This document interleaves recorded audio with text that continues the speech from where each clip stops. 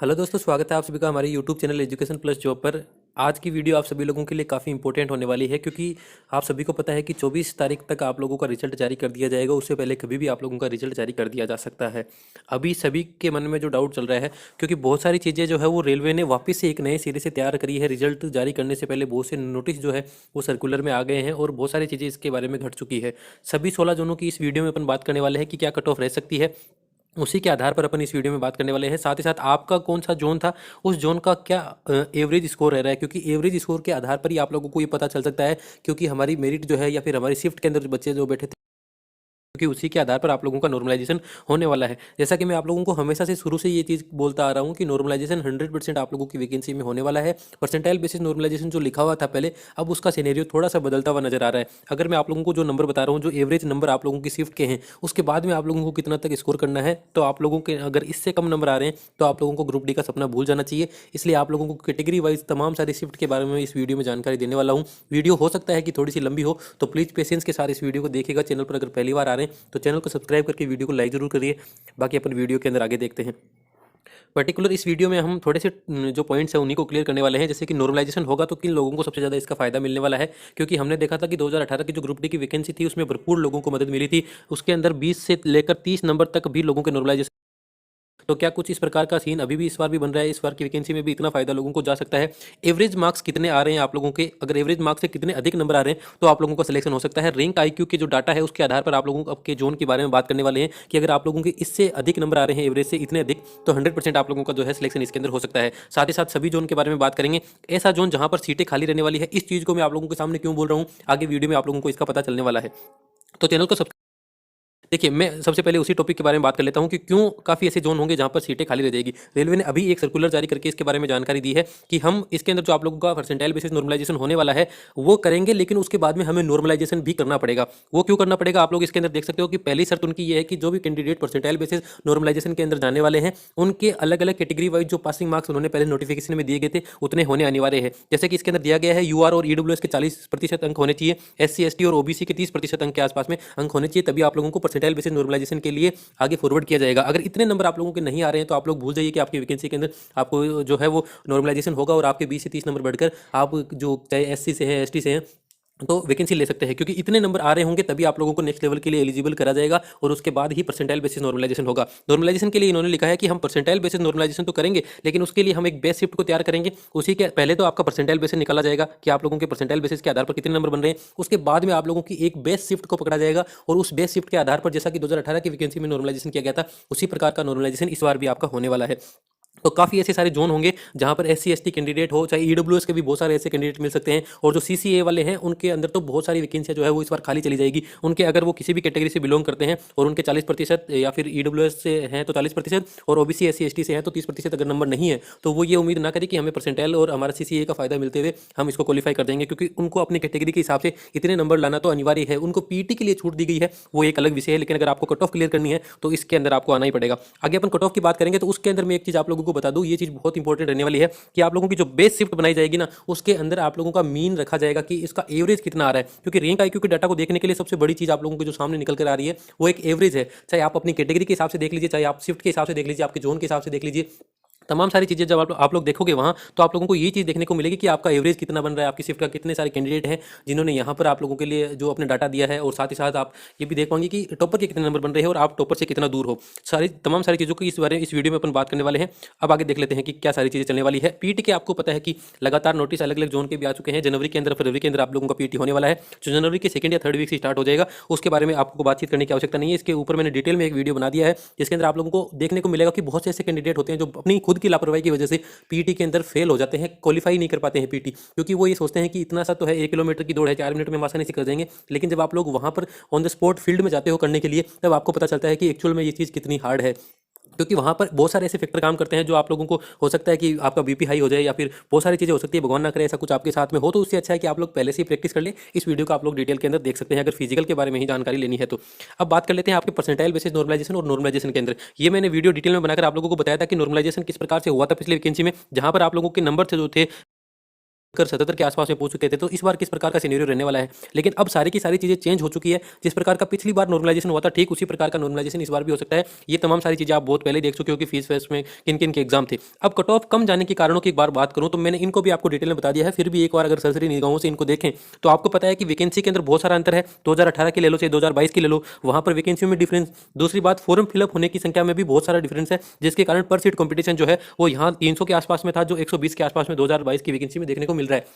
दूसरा बड़ा कारण यह है कि बहुत सारी अदर जॉब्स थी और अच्छे खासे लेवल की पे लेवल की जॉब थी, जिनके कारण जो कंपटीशन था वो भयंकर कम हो गया है। जो टॉपर स्टूडेंट थे, जो अच्छे खासे एवरेज स्टूडेंट से ऊपर वाले स्टूडेंट थे, वो सब के सब छट चुके हैं। कहीं ना कहीं एसएससी सीजीएल के अंदर उनका नंबर आ गया है, या फिर एसएससी की जीडी की वैकेंसी हुई थी, दिल्ली पुलिस की वैकेंसी हुई थी, बहुत सारी ऐसी वैकेंसी स्टेट लेवल के एग्जाम हो चुके थे, सेंट्रल लेवल के हो चुके थे, और कई लोगों ने तो अपना सेल्फ का बिजनेस भी खोल लिया, जिसके कारण अब वो इन चीज़ों को नहीं देख रहे हैं। तीसरी चीज़ अटेंडेंस। देखिए, दूसरा जो ये कारण मैंने आप लोगों को बताया था, नंबर ऑफ अदर जॉब्स, इसका सबसे बड़ा एग्जाम्पल आप लोगों को जो प्रूफ था वो ये देखने को मिला था कि जो अटेंडेंस थी, जहां पिछली बार की 2018 की वैकेंसी के अंदर 60 से 70% के आसपास में अलग अलग जोन्स की बात करें तो वो जारी थी। लेकिन इस बार अगर आप बात करोगे, डाटा जो आप लोगों को आरटीआई के माध्यम से मिला है, कई जोन ने दिया है, किसी ने नहीं दिया है, जहां जहां से आप लोगों को डाटा मिल रहा है, जो बहुत बड़े कंपटीशन वाले लेवल थे, जोन थे, वहां पर आप लोगों को देखने को मिलेगा कि जो अटेंडेंस बिल्कुल आप लोग ये देखोगे कि 42 या 43, 45 के आसपास में ही आकर रुक गई है। तो बहुत सारे ऐसे जोन है जहां पर तो 40 के आसपास में भी अटेंडेंस रही है। तो अगर इतनी कम अटेंडेंस रही है तो आप कंपटीशन का अनुमान लगा सकते हो कि किस प्रकार का कंपटीशन रहने वाला है। पेपर के लेवल की बात करें तो आप ये बिल्कुल भी नहीं कह सकते हो कि पेपर का लेवल सभी शिफ्टों में समान रहा है। अगर इतनी सारी शिफ्टों के अंदर एग्जाम होता है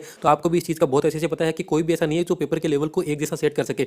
वो आप लोगों को रैंक आईक्यू के डाटा के अंदर भी देखने को मिलेगा, जहां एक शिफ्ट का एवरेज स्कोर आप लोगों को 60 के आसपास में, 55 के आसपास में देखने को मिलेगा। तो कहीं दूसरी शिफ्ट का किसी भी जोन के अंदर आप लोगों को 39, 38 के आसपास में भी एवरेज स्कोर देखने को मिलेगा। तो निश्चित तौर पर पेपर का लेवल अलग अलग था, उसी के आधार पर आप लोगों का नॉर्मलाइजेशन किया जाएगा और उसी के आधार पर नंबर आपके बढ़ने वाले हैं।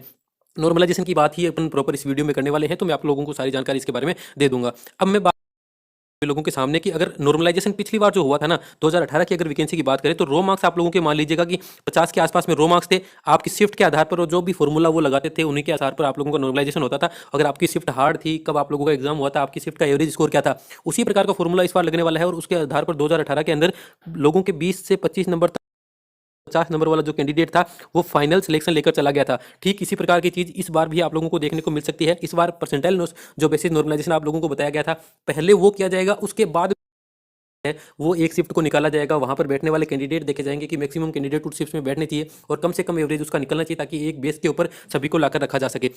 इस बार का नॉर्मलाइजेशन आप लोगों का कुछ इस प्रकार से होने वाला है, जैसे कि 3 शिफ्टें आप लोगों के सामने है। इसके अंदर आप लोग इसको 90 कर सकते हो और 90 को, ये 3 शिफ्ट है। इसके पहला जो टॉपर है उसके पहली शिफ्ट के अंदर टॉपर के 90 नंबर आए हैं, दूसरी शिफ्ट के अंदर 86 और तीसरी शिफ्ट के अंदर जो है वो 78 आए हैं। यानी कि तीसरी शिफ्ट जो है वो अदर शिफ्ट की तुलना में थोड़ी सी हार्ड शिफ्ट इसको अपन मान सकते हैं। साथ ही साथ या फिर ऐसे भी मान सकते हो कि इसके अंदर जो बैठने वाले कैंडिडेट थे वो ऐसे मान लीजिएगा कि उनका थोड़ा लेवल कम था, जिसके कारण नंबर कम आए हैं। लेकिन तीनों शिफ्टों को पैरेलल ही समझा जाएगा। वहां पर यही माना जाएगा कि तीनों के अंदर बैठने वाले कैंडिडेट समान थे और हमारे द्वारा बनाया गया पेपर जो है उसका लेवल थोड़ा ऊपर नीचे था, जिसके कारण कैंडिडेट्स के इस प्रकार के नंबर आ रहे हैं। उसी के आधार पर नॉर्मलाइजेशन किया जाता है। तो इसके आधार पर आप लोगों का नॉर्मलाइजेशन किया जाएगा। अगर परसेंटाइल बेसिस के नॉर्मलाइजेशन के ऊपर बात करें तो परसेंटाइल बेसिस मैंने आप लोगों को अभी बताया था कि इस प्रकार से होगा। इसके अंदर आप लोगों के number of candidate appeared in the shift, जिसे आप लोगों ने शिफ्ट के अंदर एग्जाम दिया है उसके अंदर कितने कैंडिडेट अपीयर्ड हुए और उनके रो मार्क्स जो है वो आपके कितने बराबर है। यानी कि आपके मान लीजिएगा कि 80 नंबर है, आप 80 नंबर और कितने कैंडिडेट के हैं, साथ ही साथ इससे कम कितने कैंडिडेट के 80 नंबर है। कुछ इस प्रकार से परसेंटाइल निकाला जाएगा। वो मैंने आप लोगों को पूरी डिटेल वीडियो के अंदर बता दिया है। लेकिन अगर आप लोग ये मान के चलिए कि अगर आपका परसेंटाइल बेसिस निकालने के बाद में अगर जो नॉर्मलाइजेशन किया जाता है तो वो किस प्रकार से किया जाएगा, जो अभी आप एक नया नोटिस जारी किया गया है जिसके अंदर बताया गया कि हम एक बेस शिफ्ट को रखेंगे, उसके अंदर जिसके सबसे कम नंबर होंगे उसके निश्चित तौर की बात है कि उसके जो है वो मार्क्स बढ़ेंगे ही बढ़ेंगे। इन 3 शिफ्ट की अगर अपन बात करें तो अगर तीनों शिफ्टों का अलग अलग एवरेज निकाले, क्योंकि एवरेज के आधार पर ही आप लोगों की बेस शिफ्ट को माना जाएगा, तो इसका लगभग 76 के आसपास में इसका आ रहा है, इसका 73 के आसपास में, और इसका आप लोग ये मान के चलिए कि 60 के आसपास में, 68 69 के आसपास में अगर इनका एवरेज बन रहा है तो आप लोग ये मान के चलिएगा कि इस शिफ्ट के अंदर बैठने वाले कैंडिडेट को 100% फायदा मिलने वाला है और इसी के आधार पर आप लोगों का इस बार नॉर्मलाइजेशन होने वाला है। कट ऑफ की मैं बात करूं उससे पहले, क्योंकि कट ऑफ में आप लोगों को दिखाकर ही बताऊंगा कि किस प्रकार से जो रैंक आईक्यू के अंदर डाटा आप लोगों के सामने आ रहे हैं। टेलीग्राम पर आप लोग जैसे ही जाओगे तो आप लोगों को ये चीज़ देखने को मिल जाएगी और इसके आधार पर आप लोग अपने अपने जोन के बारे में बात कर सकते हो।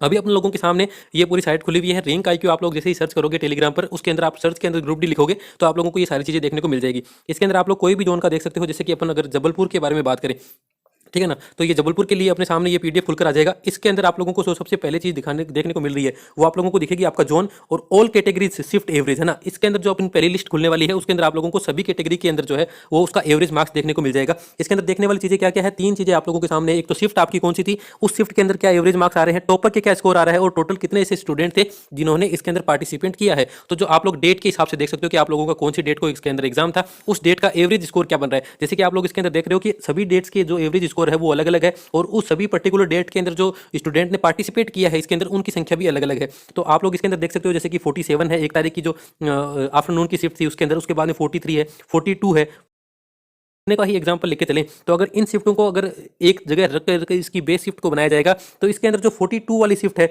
आप लोगों के सामने है, तो ये सबसे कम जो है एक एवरेज मार्क्स की शिफ्ट है। तो इसके अंदर जाहिर सी बात है कि यहाँ पर जो कैंडिडेट है ना उनको मैक्सिमम फायदा मिलने वाला है जब नॉर्मलाइजेशन इनका होगा। आप लोग इसके अंदर देख सकते हो कि 47 है, अगर हाईएस्ट मार्क्स की बात करें 4728 या 4779 इनका एवरेज स्कोर जो है वो इस शिफ्ट अगर इतनी ही शिफ्ट की अपन बात करें तो उनका हाईएस्ट है। यहाँ पर कट ऑफ के एवरेज से कितने नंबर ऊपर आप लोगों के होने चाहिए ताकि आपका कट ऑफ के अंदर नंबर आ जाए। सारी की सारी चीजें जो डिपेंड करती है आप लोगों के नॉर्मलाइजेशन पर करती है कि किस प्रकार से आप लोगों का नॉर्मलाइजेशन होगा। एक चीज जो आप लोग 100% मान सकते हो वो ये है कि इस 42 वाली एवरेज वाली शिफ्ट को फायदा होगा ही होगा, 100% फायदा होगा।